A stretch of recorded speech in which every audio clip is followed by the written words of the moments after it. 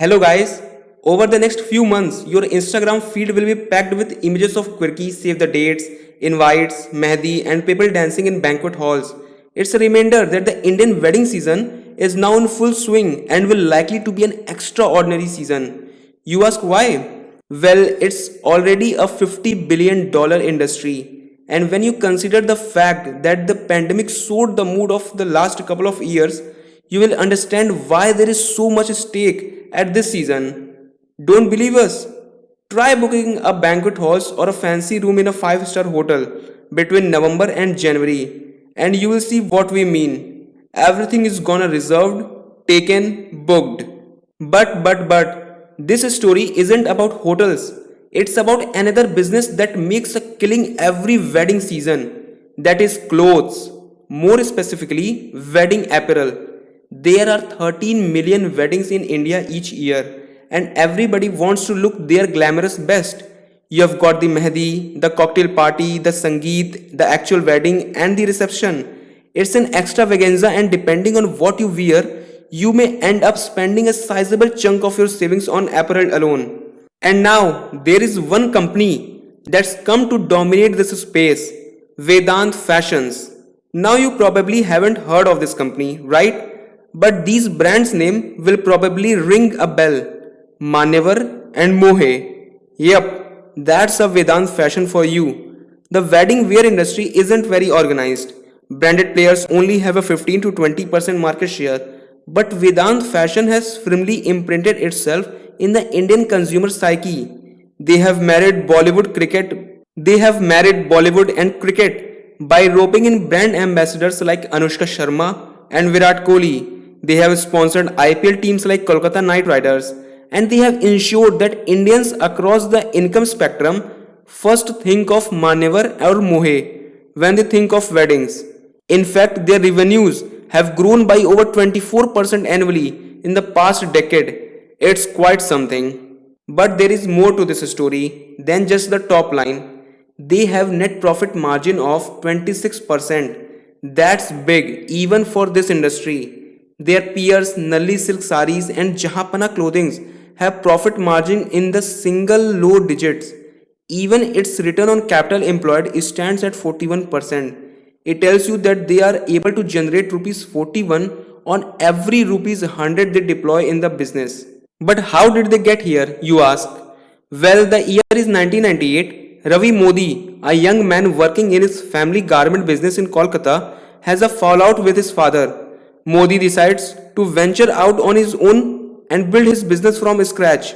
So he turned to his mother, asked her for seed capital of rupees 10,000 and set up his own clothing venture, selling men's ethnic wear. During the first 10 years of the business, Modi simply sold his apparel to outlets that would also stock multiple other brands.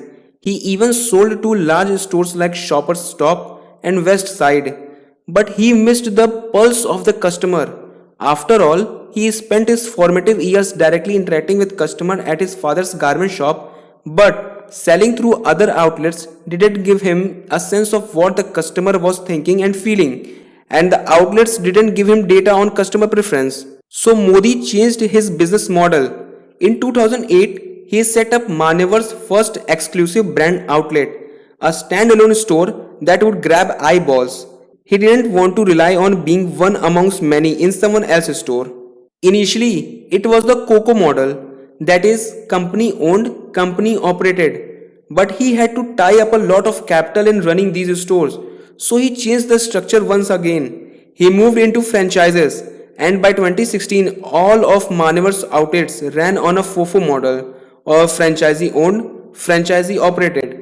You see, this way, the company didn't need to spend a lot of money on setting up its own stores. All it needed to do is pick the right people to run the franchises, get them to shell out rupees 50 lakh and set up the store themselves.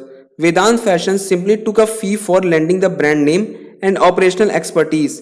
Then there is the profit margin. For starters, both Manyavar and Mohe have positioned themselves as aspirational brands through their advertising.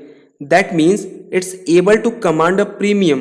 And since weddings are usually once in a lifetime events, people are willing to shell out big money to wear a brand.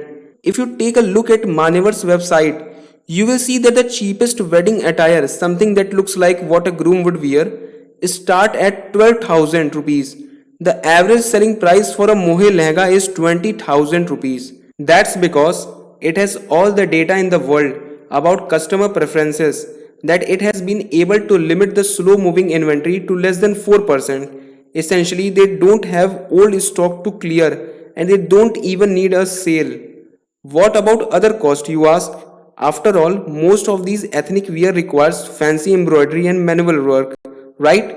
Well, the company keeps a firm lead on that too. It runs all its operation out of a central warehouse in its home city of Kolkata. It has local artisans and craftsmen who do the work, and it maintains only 25 designers on its payroll. And since the company is all about efficiency, it has been able to slash cost by automating its supply chain, from procuring fabrics from vendors to replenishing stores with a new stock and even assigning tasks to their jobbers who create the apparel. And all this has worked spectacularly for the company.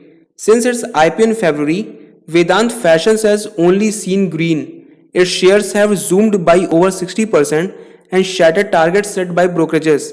It seems everyone's only seeing the bull case, with some fund managers calling it the next titan. But there are some issues. First, there is the valuation for starters. It's trading at over 100 times its financial year 2022 earnings, meaning people are willing to pay rupees 100 for every rupees 1 that the company makes, and that's crazy. Second, there is the concentration risk. While the company has nearly 600 exclusive brand outlets, the top 5 franchises accounts for 30% of revenues. Third, and while being completely based in Kolkata has helped Vedant Fashion become more efficient, the geographical concentration has a flip side. Natural or man-made disaster could have a significant impact on the supply chains. Fourth, there is also the competition. Big names like Reliance Retail and Aditya Birla have noticed that the organized wedding apparel market is still in its nascent stages, and they don't want to miss out. So Reliance have been aggressively acquiring various established designers in the recent past. We are talking brands like Manish Malhotra, Abu Jani Sandeep Khosla, Ritu Kumar and Satya Paul. Even Aditya Birla has struck deals with Sabyasachi, Tarun Tehlani and Shantanu and Nikhil to grab a piece of this pie. So yeah, Vedant Fashion is sitting in a very pretty place right now. But will this purple patch continue? You let us know. Until then, if you like this video, like, comment, share and subscribe to my channel for more interesting videos.